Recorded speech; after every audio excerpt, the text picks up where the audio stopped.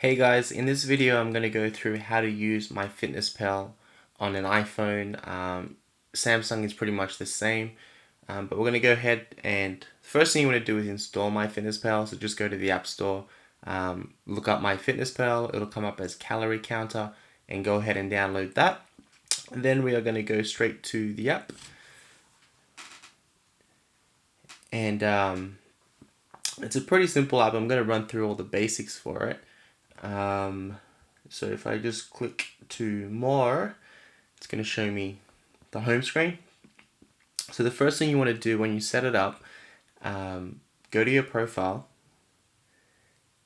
and go to edit profile, and you want to go all the way down to units and make sure that calories are selected, because typically, being Australian, it's going to have kilojoules and it's just going to put you off completely, given the fact that we run everything off calories and macros. So ensure calories are listed. When you first set up the app, it's gonna want to organize some goals for you. So if I was to go to current weight and put in my weight, which is currently closer to 96 or so, updating your weight will remove any custom goals. Would you like to continue? Sure, I don't mind. I'll just do that for the sake of the video. And then my goal weight is probably around 94 kilos as an example. Press enter. Yes. Weekly goal, so how much would you like to lose per week? And 0.5 is fine. Enter.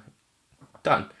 How active are you? So sedentary, lightly active, active, or very active. I would say that I'm just active. And by doing that, MyFitnessPal will set some calorie targets for you. So if you just go to calorie and macronutrient goals, it has set up 2,560 calories, and it has provided me with some macronutrient goals or ratios to start to get me to that goal. Now, you can pretty much just bypass that whole process and just put in random stuff, because we don't really care what MyFitnessPal wants us to do. We have our own personal goals. The macronutrient targets that I give you are way more important and way more valuable than what MyFitnessPal will prescribe. And that's basically because it's not going to take into consideration your body composition goals, just your weight goal. So you'll see that the protein intake is only 128 grams of protein, which is not that much, 20% of my total intake, and that's not ideal. So you can either just set it up if you like, or you can run right past it. Then we want to, so if you're in this screen, you want to go to calorie goals, you want to set it up yourself. So let's just say I want to hit 3,000 calories right now. So I'm going to go ahead with that. And let's say that I want to do 25% fat. I want my protein to be around 220 grams. So I'm just going to shift this around until it's about 220, 225, close enough. That's pretty good. And then I just have to balance it out to make sure it says 100%, which it does. And I can click that, and that is saved. So that's my new macronutrient goals. Now with MyFitnessPal, you can only do it off percentages unless you buy the premium option. So if I was to select add daily goal, it's going to want to charge me for a premium service. So then I can always go to this and I can choose grams rather than choosing percentages. In my opinion, probably not necessary. You can probably just put in your calorie target and get close enough to the macronutrient goals or targets that I've assigned for you. Keeping in mind that the goals that I've assigned for you are a bit more important than just standard percentage targets. So you can completely just ignore the macro targets or the goals listed on the MyFitnessPal app and just think about what I've provided to you, which is what I normally do. I know what my targets are, so I just get close to them or I hit them, and that's pretty much it. A lot of people like to ensure that their goals on MyFitnessPal line up with their actual goals, so they go ahead and buy the premium service. Again, it's entirely up to you. But anyway, so that's the first thing we want to look at. So when I've given you macro targets and the calorie goal, you want to go straight there, input that information. Then you're going to go back to all the way to the bottom and click diary. So your diary is where you input all your food. I haven't put any food in here yet today on purpose so I can show you this video. But basically, I put all my food in meal 1, and I just do that because I don't really care when I eat, I just ensure that my calorie targets or my macro targets are met for the day. And if I put all the food into meal one, it's just so much easier to see recent foods. And I'll show you right now what I mean by that. So if I click add food onto meal one, it has a list of all the most recent foods that I've been eating. And it's a pretty good list too. So it's so easy to just add more food.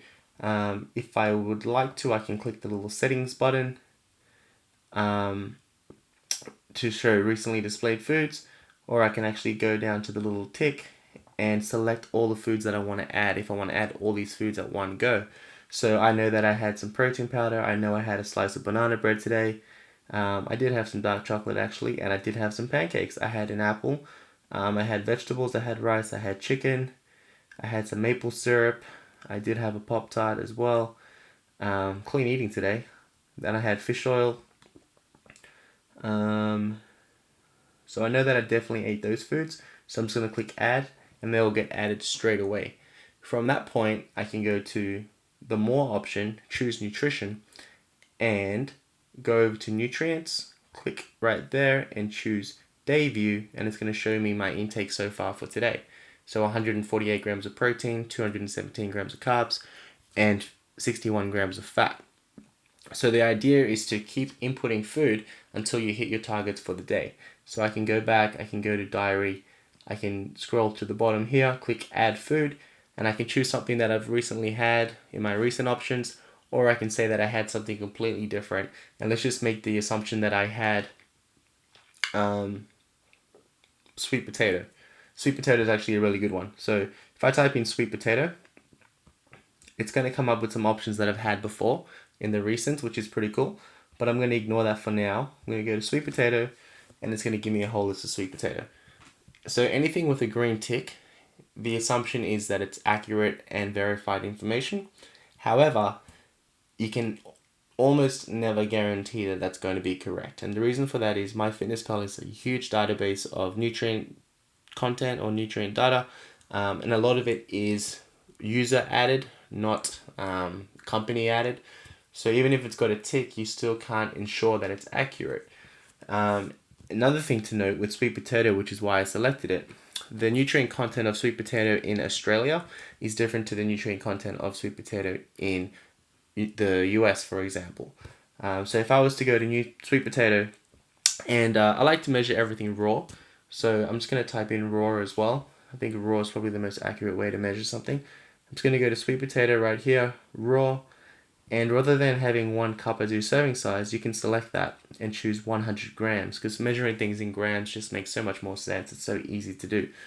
And if you had 100 grams, you leave it at 1. When you first open this box, it's going to be on fractions, and it's going to want you to do servings. That's kind of ridiculous, so make sure you've got decimal selected. Just a much easier way to manage it. And let's just say that I had 500 grams of sweet potatoes. So 5 times 100 is 500. That is the nutrient content right there. And I could click add, and that's added to my day. Can go to more nutrition, and that's added to my carbs. And I'm almost at my carb goal for the day, which is pretty awesome. And I've still got room for fat and still room for protein. Now touching back onto the sweet potato, if I just select that again and I just go to 100 grams, you'll notice that it's got pretty much no fat, 20 grams of carbs, and pretty much no protein. I know for a fact that that is the nutrient content for sweet potato in America. Now if I type in sweet potato and I put in, I'll just write sweet potato Australia, comes up with a recent one. I'm just going to click search anyways. Sweet potato Australia, orange flesh, raw and peeled. 100 grams. That's pretty much the same fat. Carbs are only 14.1 and protein is pretty much the same. So you see there's a discrepancy right there, which is going to be an issue if you're trying to get your macros really close. If it's 1 or 2 foods that are off a little bit in terms of nutrient content or nutrient data, it's okay. Because you're going to be using the same data every time you track anyway, so that that inconsistency is going to be consistent, if that makes sense, or that inaccuracy is going to be consistent. However, if you're having a lot of sweet potato, that inconsistency or that inaccuracy becomes quite a big deal because the calories will be quite shifted, and they won't be what you think they are. So you'll either be under eating or overeating. So it's really important to make sure that the nutrient data is correct, and then using something like calorieking.com.au to cross-reference things to make sure that the information is correct based on Australian standards is probably the best way to do it. But that's pretty much that for that. So I definitely wanted to touch on that, which is good. So that's in there now. So I've got all my food. And let's just say that I kept adding food and I hit my macro goals and everything was on point. When we go to more and nutrition, we also want to ensure that we hit our fiber goal. So fiber is pretty important. Fiber is going to contain vitamins and minerals. It's important for digestive health and bodily function. And if you have a very, very low fiber intake and your carbs are quite high, you're probably going to have a very low vitamin and mineral intake as well, which is not ideal. So I suggest that you have 1 to 2 fruits per day, and your vegetable intake should be 200 grams plus. So I typically have about 200 grams per meal, and I probably do that like 2 or 3 times a day. So that's easily done in terms of vitamins and minerals. Oats is a great source of fiber, as well as sweet potato and fruits and vegetables. So consider that. Now, when it comes to seeing how consistent you are, we're going to go back to that nutrition tab. We're going to choose macros in the top right hand corner, and we are going to click day view and swap that over to week view. Now that's going to give you a calorie intake graph across the week to show you how consistent you've been across the week. So ideally the top end of the graph should be straight across the line, which means that you hit the same calorie intake every day. The green should all match up across, which means you had sufficient or equal protein every day, and then your fats and your carbs should be relatively close to equal each day, or there is room to move. Obviously, if your fats are higher one day, your carbs have to be less that day, because you don't want to go over your calorie intake goal. You want to keep that pretty consistent. So you'll see that my graph is semi-consistent, and the reason why it is like that is because I actually have a calorie or macro range goal that I aim for, not really a specific target, and that's just because I'm quite happy with how I look and feel and function, and I'm not working towards any specific goals right now, so I'm happy to take a bit more of a flexible approach. But that's pretty much MyFitnessPal for the most part, and you can also do a few other things. You can go to nutrients and you can choose week view there as well, and it shows you your average intake of protein, carbs and fats, etc., and fiber. So you can see my fiber is quite low, so that's something that needs to be rectified on a weekly basis.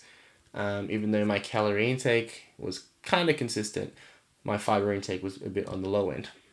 And that's the calorie graph again. And that is pretty much it. You can also add friends, which is pretty cool.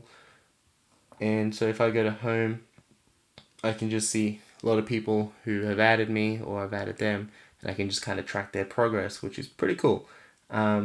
So that's a really easy and convenient way to track your macros, hit your targets, be consistent, and delving in a little bit further, let's just say that today I did hit my targets, everything was on point. I could actually click this edit button on the top left, select all, and click the middle menu button and save that as a meal. So I can write sample day and go ahead and save that and click okay, that's already done. I'm just going to do sample day 25. That's saved. Now tomorrow, if I want to eat the same food that I had today, let's just say that I made a meal plan and I want to stick to it for a week and then I want to make changes to it. All I have to do is click add food, top right hand corner, choose meals, and sample day 25 will come up. And that is all the food that I had today, and I can just click select. It's all added in there for tomorrow. So it's a really convenient way to track things. That way you can just track it like you're planning to eat the same foods, but if you decide you want to have something different, you can easily just swipe out things that you haven't eaten yet, get rid of it, and then just be like, okay, well actually I wanted to have Nando's today, so I'm going to chuck that in and see what it comes up with. I'm going to have a Nando's pita.